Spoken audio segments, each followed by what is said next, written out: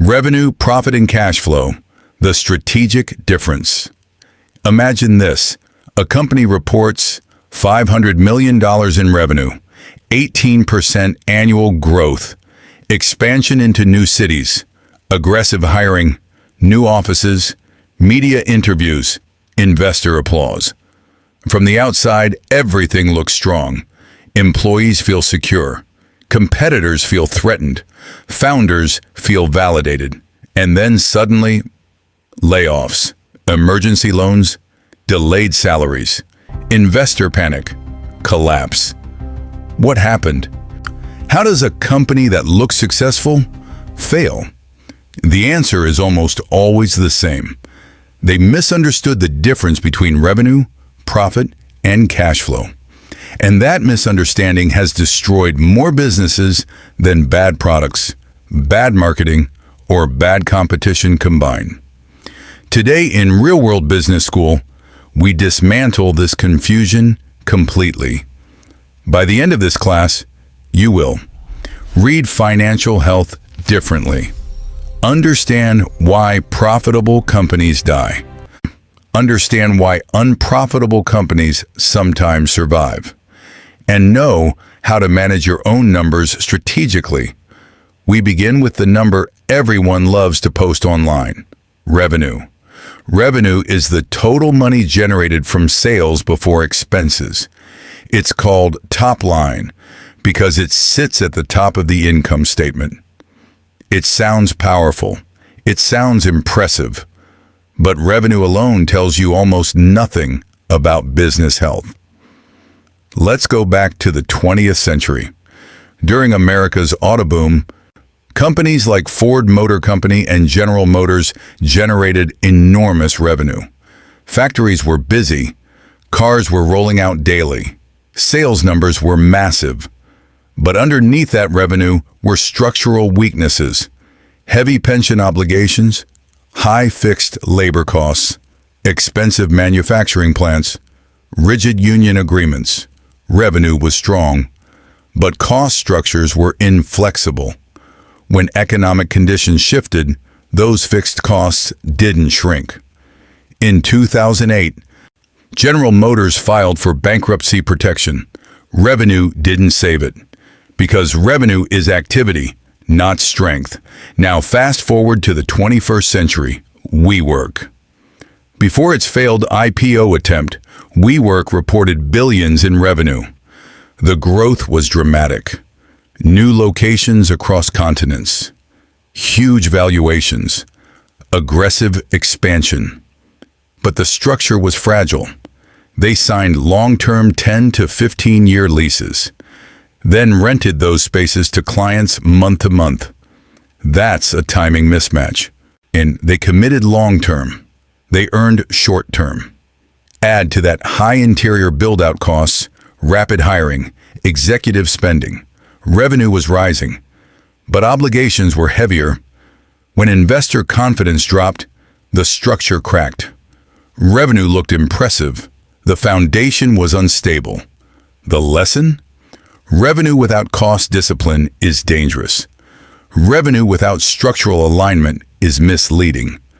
So now the question becomes, if revenue doesn't guarantee health, does profit? Let's go deeper. Your profit is what remains after expenses. Revenue minus costs equals profit. But profit is layered. There is gross profit, revenue minus cost of goods sold. There is operating profit after operating expenses. There is a net profit after taxes, interest, everything. Each layer removes a different category of cost. Let's look at a 20th century retail powerhouse. Walmart built its empire on razor-thin margins. Its strategy was simple: high volume, low prices, efficient logistics, tight cost control. Walmart didn't need high margins per item, it needed scale. And because it controlled supply chains and operating expenses tightly, thin margins became powerful at scale. Profit worked because the structure was efficient. Now contrast that with Pan American World Airways. At one time, Pan Am symbolized global aviation dominance, huge revenue, prestige, global reach. But airlines are capital intensive. Aircraft are expensive. Fuel costs fluctuate. Maintenance costs are high. Your regulation is strict. Even small disruptions can wipe out margins. Pan Am's revenue was impressive. Its margins were fragile.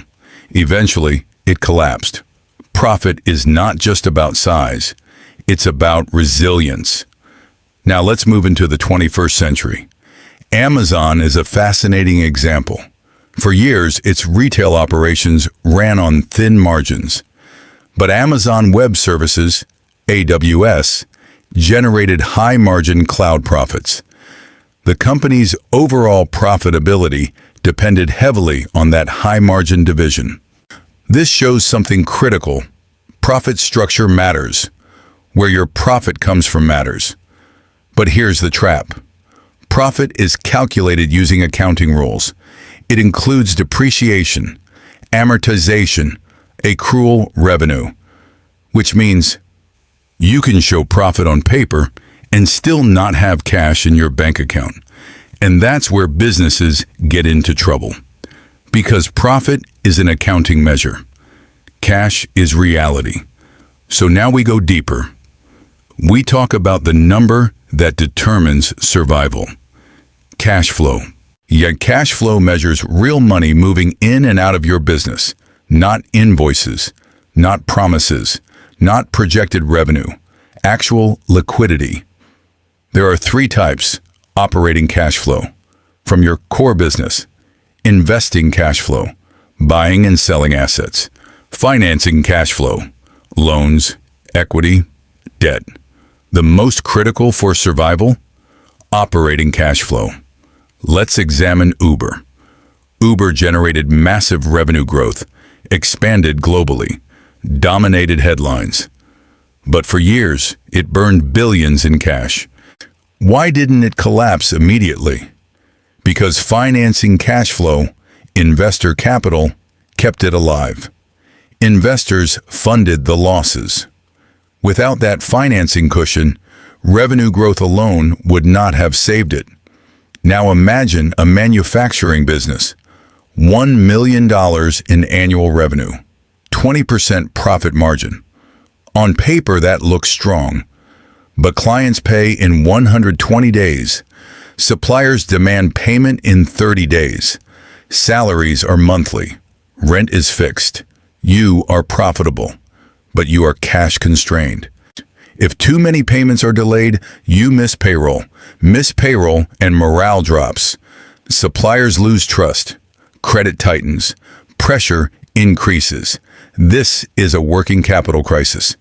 And this is where many African SMEs fail. Not because customers are absent, but because cash timing is mismanaged. Cash flow determines payroll stability, supplier trust, negotiation leverage, survival under stress.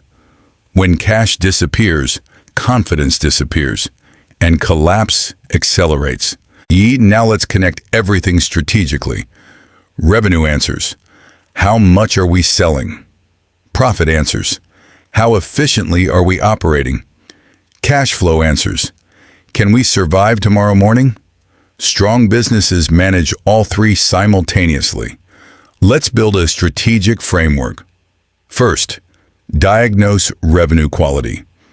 Is your revenue recurring or one-time? Are customers returning, or are you constantly spending to replace them? What is your customer acquisition cost? Are you discounting heavily to drive growth? Are you buying revenue with marketing spend that exceeds lifetime value?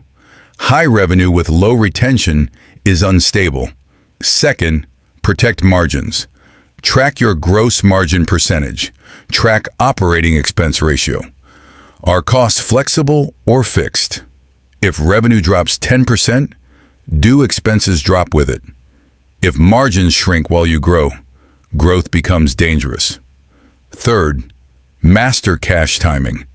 Measure days sales outstanding. How long customers take to pay. Track inventory turnover. Monitor accounts payable timing. Calculate monthly burn rate.